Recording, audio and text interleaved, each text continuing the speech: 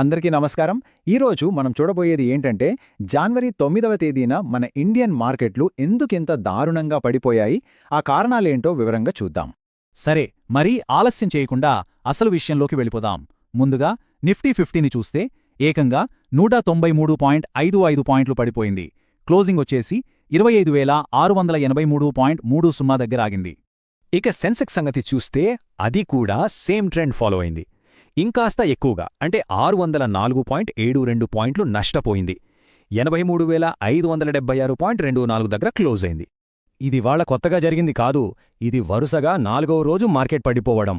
అంటే మార్కెట్లో bearish sentiment ఎంత బలంగా ఉందో మనకు క్లియర్గా అర్థమవుతోంది. అసలు ప్రశ్న ఏంటంటే, ఇంత భారీగా మార్కెట్ పడిపోవడానికి కారణమేంటి? ఏదో చిన్న భయం వల్ల ఇలా జరిగిందా, లేక దీని వెనుక ఇంకేమైనా పెద్ద కారణాలున్నాయా? సరే, ఈ పతనాన్ని పూర్తిగా అర్థం చేసుకోవాలంటే ముందుగా మార్కెట్లో ఉన్న ఓవరాల్ సెంటిమెంట్ ఏంటో చూడాలి. అంటే ట్రేడర్ల మైండ్ సెట్ ఎలా ఉందో చూద్దాం. ప్రస్తుతం ట్రేడర్ల మధ్య నడుస్తున్న స్ట్రాటజీ ఏంటో తెలుసా? Sell on rise. సింపుల్గా చెప్పాలంటే మార్కెట్ కొద్దిగా పైకి లేవగానే వెంటనే అమ్మేస్తున్నారు. వాళ్లకి మార్కెట్ మీద అస్సలు నమ్మకం లేదన్నమాట. ఈ అమ్మకాల ఒత్తిడి ఎంత తీవ్రంగా ఉందో ఈ చార్ట్ చూస్తే మనకు స్పష్టంగా అర్థమవుతుంది. చూడండి, మార్కెట్లో ఒక షేర్ లాభపడితే దానికి బదులుగా 3 షేర్లు నష్టపోయాయి. అంటే ఈ దెబ్బ కేవలం 1-2 సెక్టార్లకే తగలలేదు, మార్కెట్ మొత్తం మీద పడింది. సరే, ఇప్పుడు ఈరోజు ట్రేడింగ్ ఎలా జరిగిందో స్టెప్ బై స్టెప్ చూద్దాం. ఈ నెగటివ్ సెంటిమెంట్ పొద్దున్నుంచి సాయంత్రం దాకా ఎలా కంటిన్యూ అయిందో ఒకసారి గమనిద్దాం. రోజు మొదలవ్వటమే ఒక గ్యాప్ డౌన్తో స్టార్ట్ అయ్యింది. అంటే ఓపెనింగే నష్టాలతో అన్నమాట. ఆ తర్వాత రోజంతా కూడా ఎక్కడా కోలుకునే ప్రయత్నమే జరగలేదు. ఇక క్లోజింగ్ టైం కల్లా ఆ రోజులో అత్యంత తక్కువ పాయింట్ దగ్గర క్లోజ్ అయింది. టెక్నికల్గా చూస్తే ఇది చాలా వీక్ సిగ్నల్. అంటే బేర్స్ మార్కెట్ని పూర్తిగా తమ కంట్రోల్లోకి తీసుకున్నారని అర్థం. ఇక్కడొక ఇంట్రెస్టింగ్ విషయం ఉంది. అదేంటంటే వేర్వేరు సెక్టార్స్ ఎలా పర్ఫామ్ చేశాయో చూద్దాం. గ్లోబల్గా కమోడిటీ ధరలు పడిపోవడం వల్ల మెటల్ సెక్టార్ చాలా దారుణంగా దెబ్బతింది. కానీ ఐటీ ఇంకా ఫార్మా సెక్టార్లు మాత్రం కాస్త నిలదొక్కున్నాయి.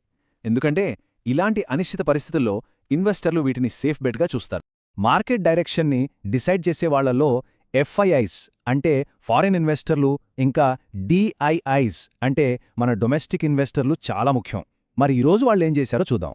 ఈ చార్ట్ చూస్తే మనకు మొత్తం కథ క్లియర్గా అర్థమైపోతోంది. చూడండి, ఫారిన్ ఇన్స్టిట్యూషనల్ ఇన్వెస్టర్స్ ఎంత భారీగా అమ్మేశారో. మన డొమెస్టిక్ ఇన్స్టిట్యూషనల్ ఇన్వెస్టర్స్ మార్కెట్ని కాపాడదామని కొన్నా కూడా ఆ ఫారిన్ సెల్లింగ్ ప్రెషర్ ముందు వాళ్ల కొనుగోళ్లు సరిపోలేదు.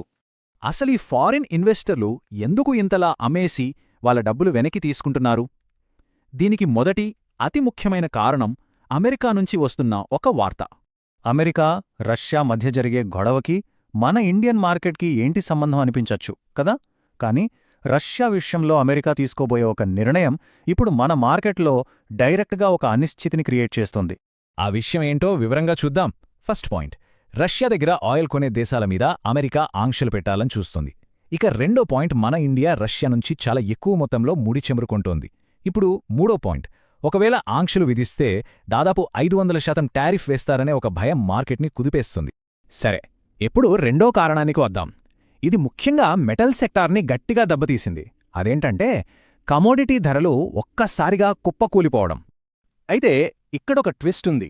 బంగారం, వెండి ధరలు పడిపోవడానికి కారణం డిమాండ్ లేకపోవడం కాదు. ఆశ్చర్యంగా దీని వెనుక ఇండెక్స్ రీబ్యాలెన్సింగ్ అనే ఒక టెక్నికల్ రీజన్ ఉంది.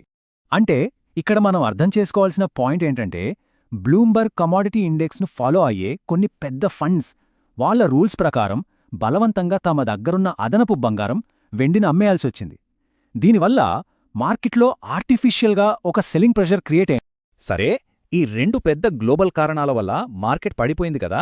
మరి ఇలాంటి టైంలో ఒక ఇన్వెస్టర్గా మనం గుర్తుపెట్టుకోవాల్సిన ముఖ్యమైన విషయమేంటి? మొత్తంగా చూస్తే మార్కెట్ పడిపోవడానికి కారణం మన దేశీయ ఆర్థిక వ్యవస్థలో లోపం కాదు. ఇది పూర్తిగా బయటి కారణాల వల్లే జరిగింది. ఒకటి జియోపొలిటికల్, రెండోది టెక్నికల్. మార్కెట్ డైరెక్షన్ ఇప్పుడు పూర్తిగా అమెరికా నుంచొచ్చే క్లారిటీ మీద ఆధారపడి ఉంది. అందుకే ఇలాంటి అంతర్జాతీయ విషయాలపై మనకు ఒక స్పష్టత వచ్చేదాకా తొందరపడి ఎలాంటి నిర్ణయాలు తీసుకోకపోవడమే మంచిది. అందుకే ఎక్స్పర్ట్స్ చెప్పే మాట ఒక్కటే, వెయిట్ అండ్ వాచ్. ప్రస్తుతానికి ఇదే బెస్ట్ స్ట్రాటజీ. ఇదంతా నమస్కారం. ఈరోజు ఇండియన్ స్టాక్ మార్కెట్లో ఒక డ్రమాటిక్ డే అని చెప్పాలి. మార్కెట్ ఓపెన్ అయిన కాసేపటికే అంతా ఎర్రగా మారిపోయింది. పెద్ద పెద్ద బ్లూ చిప్ కంపెనీల షేర్లు కూడా దారుణంగా పడిపోయాయి. అసలు ఈ సడన్ ఫాల్కి రీజన్ ఏంటి? ఇది ఏదో చిన్న విషయం కాదు, దీని వెనుక ఒక పెద్ద గ్లోబల్ స్టోరీ ఉంది. మరి ఈ గ్లోబల్ టెన్షన్స్ మన మార్కెట్ను ఎలా కుదిపేశాయో ఈ విశ్లేషణలో వివరంగా చూద్దాం. మార్కెట్ మొత్తం ఒకేసారి ఇంత దారుణంగా ఎందుకు పడిపోయింది? అసలు ట్రిగ్గర్ పాయింట్ ఏంటి? ఆ ఒక్క కారణం ఏంటో తెలిస్తే అది ఒక డామినో ఎఫెక్ట్లా మిగతా అన్నింటినీ ఎలా పడేసిందో మనకు స్పష్టంగా అర్థమవుతుంది. అయితే ఈ మొత్తం మార్కెట్ షాక్కి మూల కారణం ఏంటో తెలుసా? అమెరికా నుంచి వచ్చిన ఒకే ఒక్క పవర్ఫుల్ అనౌన్స్మెంట్. అవును, మీరు విన్నది నిజమే. కేవలం ఒకే ఒక్క స్టేట్మెంట్ ప్రపంచ మార్కెట్లని, ముఖ్యంగా మన ఇండియన్ మార్కెట్ని కుదిపేసింది. ఇదేనండి ఆ ప్రకటన. ఈ ఒక్క జియోపాలిటికల్ వార్నింగ్ ఫైనాన్షియల్ మార్కెట్లలో ఒక రకమైన పానిక్ క్రియేట్ చేసింది. రష్యా నుంచి ఆయిల్ కొంటే ఏకంగా ఇంత పెద్ద పన్నుభారం పడుతుందన్న వార్త ఇన్వెస్టర్లని ఒక్కసారిగా భయపెట్టింది. ఒక్కసారి ఆ నెంబర్ చూడండి, 500%. అబ్బో, ఇదేదో మామూలు టారిఫ్ కాదు. ఈ సంఖ్యలో ఉన్న తీవ్రత ఇన్వెస్టర్లకు వెంటనే అర్థమైపోయింది. ఇంకేముంది, ఫ్యూచర్లో లాభాలు దెబ్బతింటాయనే భయంతో వెంటనే సెల్లింగ్ మొదలుపెట్టారు. సరే, ఇక్కడ చాలా ఇంట్రెస్టింగ్ పాయింట్ ఏంటంటే ఈ ఒక్క వార్నింగ్ కేవలం ఒక సెక్టార్ని మాత్రమే ఎఫెక్ట్ చేయలేదు. ఇది దాదాపు అన్ని ముఖ్యమైన రంగాలలో వెంటనే చాలా పెద్ద నష్టాన్ని కలిగించింది. ఒక రాయి చెరువులో వేస్తే అలలు ఎలా స్పెండ్ అవుతాయో అచ్చం అలాగే ఈ న్యూస్ కూడా మొత్తం మార్కెట్ని చుట్టేసింది. ఈ న్యూస్ రాగానే ఫస్ట్ దెబ్బతిన్నవి 3 మెయిన్ సెక్టార్లు: మెటల్స్, ఆయిల్ అండ్ గ్యాస్, ఇంకా ఐటీ. ఎందుకంటే ఈ సెక్టార్లన్నీ గ్లోబల్ ట్రేడ్, పాలిటిక్స్తో బాగా ముడిపడి ఉంటాయి కదా, అందుకే ఇవి ముందు రియాక్ట్ అయ్యాయి. సరే, ఇప్పుడు ఒక్కో సెక్టర్పై ఎఫెక్ట్ ఎలా ఉందో డీటెయిల్గా చూద్దాం. రైట్, ఇక అసలు విషయానికొద్దాం. ఈ గ్లోబల్ ఈవెంట్ మనందరికీ బాగా తెలిసిన కొన్ని పెద్ద కంపెనీల మీద, అంటే బ్లూ చిప్ కంపెనీల మీద దీని ఎఫెక్ట్ ఎలా పడిందో ఇప్పుడు చూద్దాం రండి. First, metal sector. అందులో నాల్కో ఏకంగా 5.60% పడిపోయింది. ఎందుకంటే గ్లోబల్ ట్రేడ్ గనక దెబ్బతింటే అల్యూమినియం లాంటి మెటల్స్కి డిమాండ్ తగ్గిపోతుంది. అదే ఇన్వెస్టర్ల భయం. సో ఇక్కడ మనం గుర్తుపెట్టుకోవాల్సింది ఏంటంటే, గ్లోబల్ ట్రేడ్ టెన్షన్స్ తగ్గేదాకా ఈ మెటల్ స్టాక్స్లో వొలాటిలిటీ, అంటే అస్థిరత ఇలాగే ఉండొచ్చు. నాల్కోలాగే హింగాల్కో పరిస్థితి కూడా దాదాపు సేమ్. అంటే సెక్టార్ మొత్తం మీద ఉన్న ప్రెషర్ ఈ పెద్ద కంపెనీ మీద కూడా పడింది.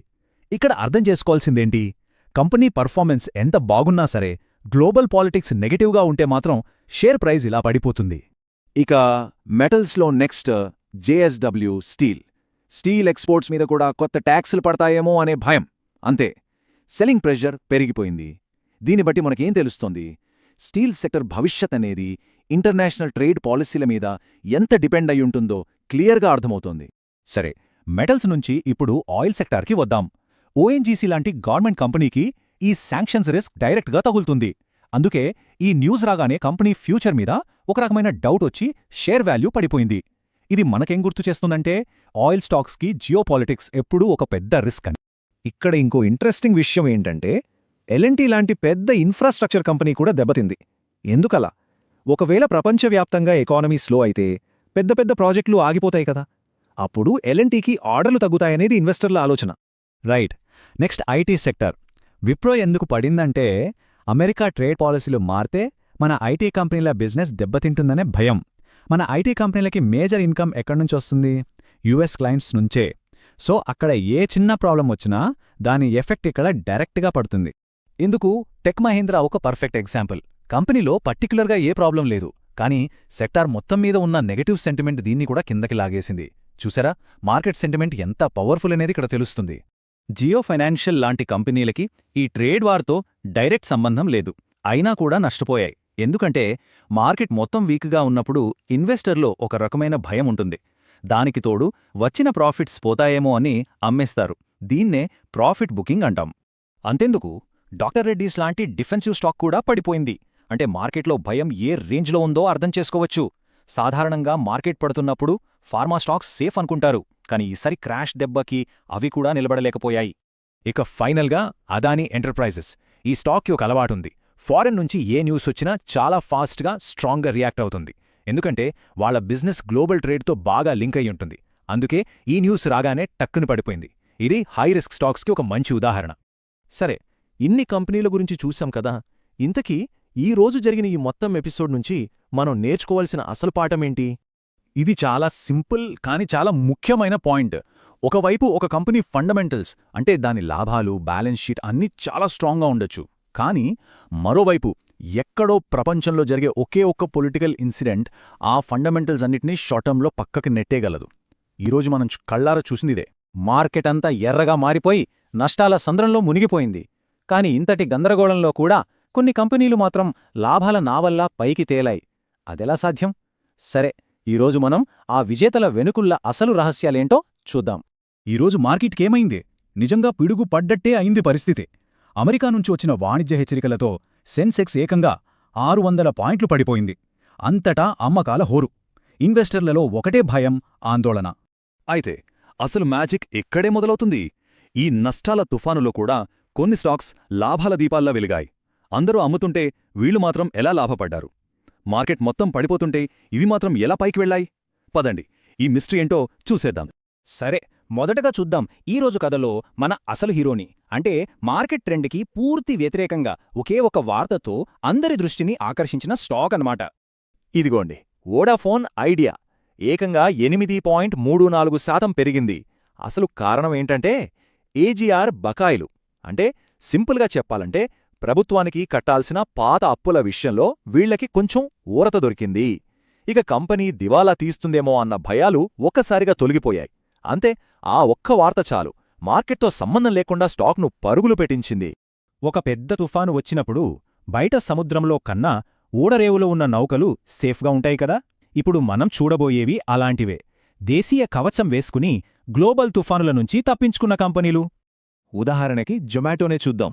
1.80% లాభపడింది. ఎందుకని? దీని వ్యాపారమంతా మన దేశంలోనే.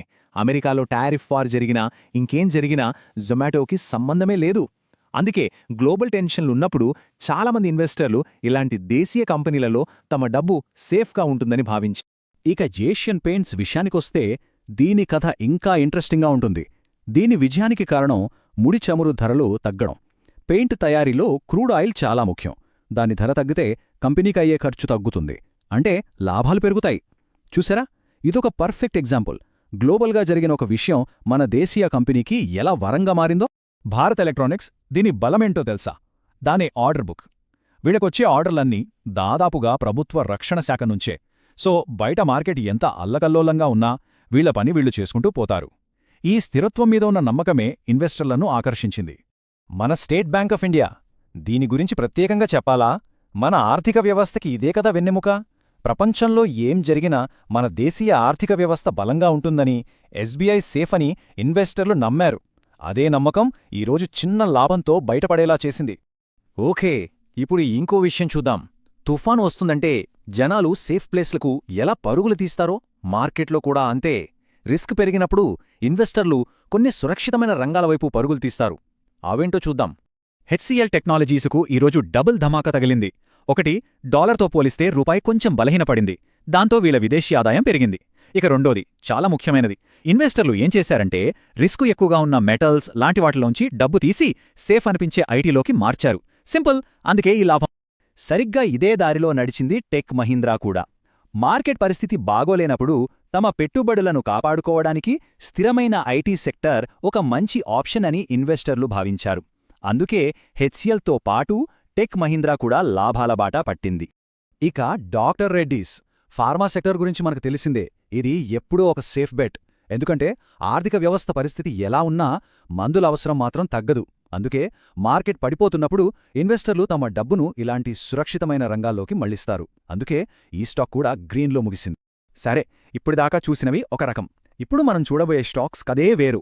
అవి ఉన్న రంగం గొప్ప అని కాదు, కానీ తెలివైన ఇన్వెస్టర్లు వాటిలో ఒక మంచి అవకాశాన్ని చూశారు. అవేంటో చూద్దాం. ఫర్ ఎగ్జాంపుల్, ఓఎన్జీసీనే తీసుకుందాం. కొన్ని రోజులుగా ఈ షేరు ధర బాగా పడిపోయింది. అయితే కొంతమంది ఇన్వెస్టర్లు దీన్ని ఒక అవకాశంగా చూశారు. దీన్నే మార్కెట్ భాషలో వాల్యూ బయింగ్ అంటారు. అంటే మంచి కంపెనీ షేరు తాత్కాలికంగా చౌకగా దొరికినప్పుడు కొనేయడమన్నమాట. ఇక జేఎస్డబ్ల్యూ స్టీల్, దీని సంగతి కాస్త డిఫరెంట్. అమెరికా సుంకాల దెబ్బకి ఈ స్టాక్ బాగా నష్టపోయింది. అయితే కొంతమంది ట్రేడర్లు ఇది మరీ ఓవర్గా పడిపోయింది అని ఫీలయ్యి తిరిగి కొనడం మొదలుపెట్టారు. టెక్నికల్గా చెప్పాలంటే దీన్నే రీబౌండ్ అంటారు. అంటే మరీ ఎక్కువగా పడిపోయినప్పుడు కొంచెం పైకి లేవడం సహజం. చివరిగా పవర్ గ్రిడ్ గురించి చూద్దాం. ఇది ఒక యూటిలిటీ స్టాక్. అంటే మార్కెట్ పెరిగినా పడిపోయినా మన ఇండ్లకు కరెంట్ రావడం ఆగుతుందా? ఆగదు కదా. సో వీళ్ల వ్యాపారానికి ఢోకా ఉండదు. పైగా వీళ్లు మంచి డివిడెండ్ కూడా ఇస్తారు. అందుకే స్థిరమైన సురక్షితమైన రాబడి కోరుకునేవాళ్లు దీనివైపు చూశారు. సరే, ఇన్ని కథలు చూశాం కదా, మరి వీటన్నిటి నుంచి మనం నేర్చుకోవాల్సిన అసలు పాఠాలేంటో ఒక్కసారి క్విక్గా చూసేద్దాం. సో ఫైనల్గా మనం అర్థం చేసుకోవాల్సిందేంటంటే, మార్కెట్ పడిపోతున్నా సరే గెలవడానికి కొన్ని స్పష్టమైన దారులున్నాయి. దేశీయ మార్కెట్పై ఆధారపడ్డం, ముడిసరుకుల ధరల తగ్గుదల నుంచి లాభపడ్డం, ఐటీ ఫార్మా లాంటి సేఫ్ సెక్టార్స్ను ఎంచుకోవడం, లేదా పడిపోయిన మంచి స్టాక్స్లో అవకాశాన్ని వెతకడం. ఇవన్నీ చూస్తుంటే నష్టాల సముద్రంలో కూడా లాభాల ద్వీపాలుంటాయని అర్థమవుతుంది. అనాలిసిస్ మీకు నచ్చిందని, హెల్ప్ అయ్యిందని అనుకుంటున్నాను. ఇలాంటి మార్కెట్ అప్డేట్స్ ఇంకా కావాలంటే మా ఛానల్ తెలుగు బ్రీఫ్ ఎక్స్ప్లెయినర్కి సబ్స్క్రైబ్ చేసుకోండి. అలాగే మీ ఫ్రెండ్స్, ఫ్యామిలీ మెంబర్స్తో కూడా షేర్ చేసుకోండి.